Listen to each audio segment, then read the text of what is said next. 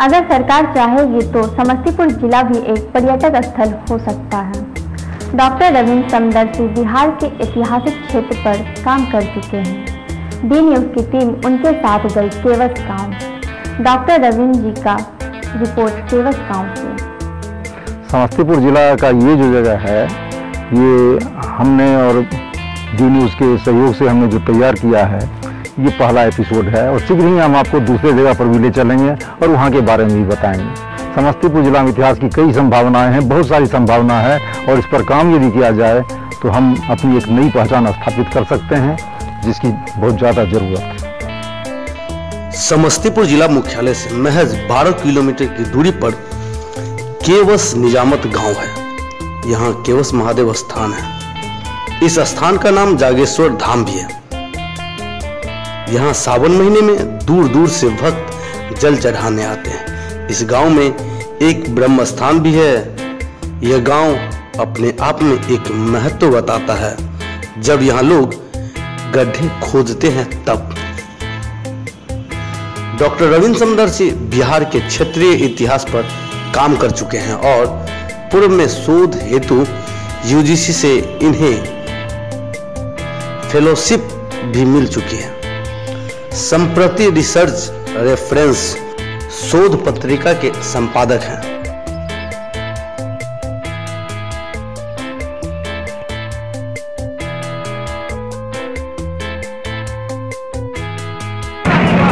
इसी जिला के दलसोदा प्रखंड के अंतर्गत कोनेला गांव मेरा गांव है और आज मैं आपको समस्तीपुर जिला के केवस निजामत गांव लेके आ रहा हूं, जो हमारे जिला का महत्वपूर्ण पुरातात्विक स्थल है और यहाँ एक पुरातात्विक किला भी है जिसको स्तूप के रूप में हम पहचान करते हैं। और दूसरा इस शिवालय, और इस शिवालय के बारे में नारायण पाल का जो अभिलेख है उसमें स्पष्ट रूप से लिखा हुआ है कि काकस विषय में एक शिवालय को दान दिया गया था और काकस विषय वही केवस गांव है आज के डेट में।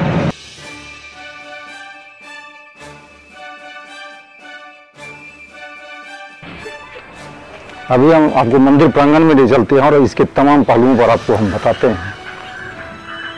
कभी ये जगह जो था ये टीलानुमा हुआ करता था, खंडरनुमा टीला था। तो जब लोगों ने इसकी खुदाई शुरू की तो यहाँ से विभिन्न ब्लैक स्टोन ऑब्जेक्ट निकलने शुरू हुए और ये ऑब्जेक्ट कुछ और नहीं, मूर्तियाँ थी, मूर्तियों के भग्नावशेष थे। ये सामने में ये भग्नावशेष दो तरह के पत्थरों के हैं।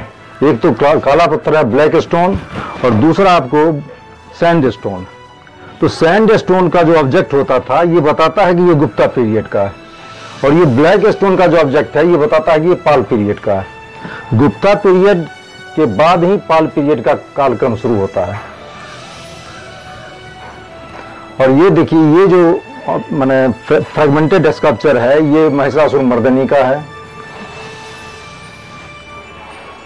ये जो स्टोन स्कल्पचर है ये महिषासुर मर्दिनी का है। यहाँ पर आप देख सकते हैं कि ये त्रिशूलधारी है और ये महिषासुर का यहाँ पर वध कर रही है और नीचे में निश्चित रूप से शेर का ये मूर्ति, शेर की मूर्ति रही होगी।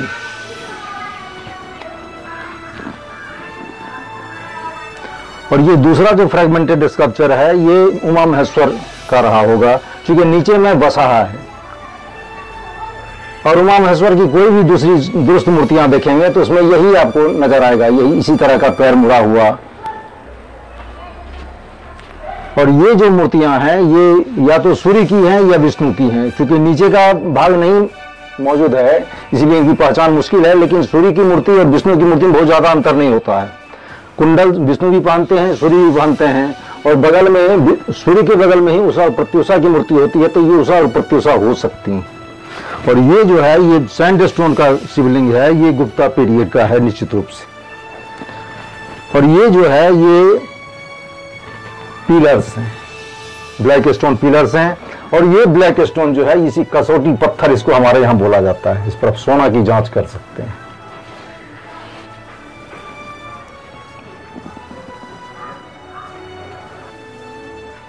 और ये जो है ये ऑब्जेक्ट जो है ये गुप्ता पीरियड और पाल पीरियड के बीच का रहा होगा, जब संस्कृति का क्षरण हो चुका था और फिर से नई संस्कृति का उदय होना शुरू हुआ था। तो ये जो माने कमियां इसमें नजर आती हैं वो संस्कृति के क्षरण का प्रतीक भी है कि सांस्कृतिक रूप से हम कमजोर हो रहे थे। और यहाँ पर एक शिवलिंग भी है, हम आपको उस ओर ले चलते हैं।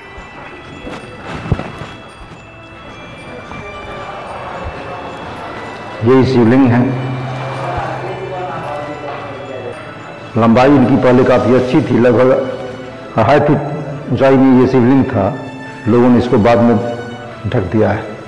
और ये जो शिवलिंग है, चूंकि ये ब्लैक स्टोन का है, तो ये निश्चित रूप से पाल पीरियड का है। देख लीजिए, एक और शिवलिंग है यहाँ पर, जिसको लोग शिवलिंग के रूप में पूजा करते हैं।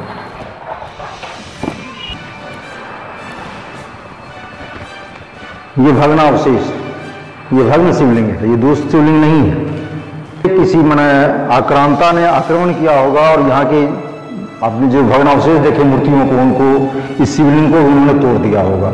अब इसका पूरा इतिहास मैं आपको दूसरे तरह से बताता हूँ। केओस जो है ये काकस विषय हुआ करता था।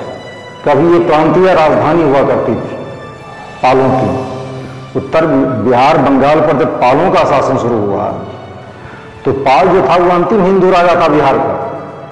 और जो बख्तियार खिलजी के बारे में आप जानते हैं कि उन्होंने बिहार पर आक्रमण किया 1196 से लेकर 1230 के बीच में, 1203 के बीच में वो बख्तियार खिलजी पाल शासक को ही नालंदा से भगाया था उसने, इंद्रद्युम्न पाल। और इंद्रद्युम्न पाल का ही अशोक धाम बनाया हुआ है। तो ये पाल नरेश जहां भी जाते थे, 2 निर्माण उनका होता था। एक निर्माण तो वो शिवालय का करते थे, दूसरा निर्माण वो महिषासुर मर्दनी या भगवती के मंदिर का करते थे, और तीसरा निर्माण वो स्तूप बनवाते थे बौद्धों के लिए। तो यहाँ ये जो जगह है, यहाँ पर बौद्ध स्तूप का अवशेष भी है। आपको थोड़ा चलना होगा आगे। तो ये काकस विषय की उत्पत्ति कहाँ मैंने जानकारी कैसे मिलती है? तो ये जो जगह है, पहले यहाँ पर एक ताम्र पत्र उपलब्ध हुआ करता था, तांबा का पत्र उपलब्ध हुआ करता था। और यहाँ के बगल के गांव के एक प्रोफेसर हुआ करते थे, प्रोफेसर परमान सिंह मदन, इतिहास के प्रोफेसर थे समस्तीपुर कॉलेज में। और क्षेत्रीय इतिहास पर उनकी रुचि थी कि क्षेत्रीय इतिहास को हम उजागर करें। तो उन्होंने भागलपुर के एक प्रोफेसर को बुलाया था, जो यहाँ उपस्थित ताम्रपत्र को वो ले गए थे, जिसका अध्ययन करेंगे, बाद में हम बताएंगे। लेकिन जब ताम्रपत्र ले गए तो 3 दिन के बाद उनकी मृत्यु हो गई और ताम्रपत्र वहां वापस नहीं आ सका। तो भागलपुर में जो पालों का अभिलेख मिला है, नारायण पाल का जो अभिलेख मिला है, वो ये बताता है कि काकस विषय में शिवालय था और पाल शासकों ने उनको आर्थिक सहायता दी थी। अब विषय जो है, जैसे आज के देश में भारत देश है, बिहार प्रांत है, उसी तरह पहले जो राष्ट्र होते थे या राज्य होते थे, उनका जो प्रांतीय प्रोविंशियल एडमिनिस्ट्रेटिव सेंटर होता था, उसको विषय कहा जाता था, वो राजधानी नहीं कहलाती थी। तो निश्चित रूप से काकस विषय यही है। और इसका दूसरा उदाहरण ये है कि आपके यहाँ हाजी शमसुद्दीन इलियास ने आक्रमण किया समस्तीपुर में। तो समस्तीपुर में कुछ था नहीं कि उसका आक्रमण होता, तो निश्चित रूप से वो इसी केओस पर आक्रमण करने आया था। इसको उसने यहाँ पर आक्रमण किया, यहाँ पर उसने विजय प्राप्त की और यहाँ के तमाम मूर्तियों मंदिरों को उसने या आवासीय क्षेत्र को उसने तहस नहस कर दिया। और इसका साक्ष्य ये है कि जब आप गांव के मतलब दक्षिण दिशा में चलिएगा तो अभी भी जो कुछ खेत है, वहाँ लोग बताएं कि वहाँ राख मिलता था, राख की मोटी परत मिलती थी। तो उस समय लड़ाई का एक तरीका ये भी होता था कि जब हम सब कुछ खत्म कर दें तो हम आग भी लगा दें। देख रहे हैं तस्वीर पीछे अगल बगल, हमको लगता है कि ये 60-70 एकड़ का ये इलाका है। और जहाँ धरती के नीचे मिट्टी की दीवारें मौजूद हैं और बहुत कुछ मौजूद हो सकता है, जैसे भग्नावशेष आपने देखा होगा अभी थोड़ी देर पहले, तो वो तमाम चीज़ें भी यहीं अंदर मौजूद हैं, उसके तमाम दूसरे जो ऑब्जेक्ट होंगे वो। और ये 50-60 एकड़ का जो टुकड़ा है, ये चूंकि विषय हुआ करता था, विषय का मतलब राजधानी, तो राजधानी 1-2 बीघा में नहीं बनता है, 50-60 बीघा में बनता है।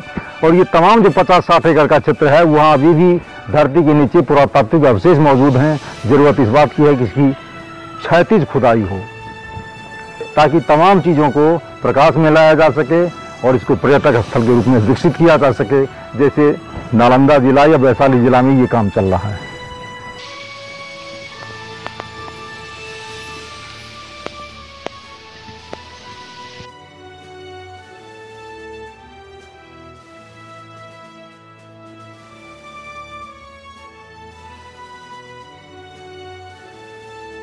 पुराना जो जगह होता है तो उसकी पहचान के 2-3 चीज़ होते हैं। पहला लक्षण ये है कि वहाँ पर मृदभांड होना चाहिए, वहाँ पर पुरानी ईंट के टुकड़े होने चाहिए, वहाँ पर टीले होने चाहिए काफ़ी ऊंचाई लिए हुए, और वहाँ पर जल स्रोत होना चाहिए। तो ये जो जगह है केओस निजामत का, जहाँ पर अभी हम मौजूद हैं, इसके पूरब में भी चौर है, सनवर्षा चौर, और पश्चिम में भी बिजली चौर है। तो पानी की ये 2 स्रोत हैं जो उन दिनों कॉमन पीपल इस्तेमाल किया करते थे। और ठीक इसके उत्तर में गंडक नदी बहती है, बूढ़ी गंडक, और यहाँ पर एक तालाब भी मौजूद है। तो जल स्रोत भी इस बात को इंगित करता है कि यहाँ ये पुराना साइट है, पुराना आवासीय क्षेत्र रहा था, लोग यहाँ पर रहते थे। और सबसे बड़ी चीज़ मैंने खासियत ये है कि मौर्य पीरियड का मृदभांड देख रहे हैं, गुप्ता पीरियड का मृदभांड देख रहे हैं, पाल पीरियड का मृदभांड देख रहे हैं। तो इसका मतलब है कि ये कंटिन्यू किया। बहुत सारे ऐसे साइट हैं जहाँ से आबादी निकल गई, भाग गई। गुप्ता पीरियड के बाद आबादी का कोई साक्ष्य नहीं मिलता है, लेकिन ये जो साइट है यहाँ गुप्ता पीरियड के बाद भी आबादी के लक्षण हैं, आबादी का वास है, और ये कंटिन्यू कर रहा है।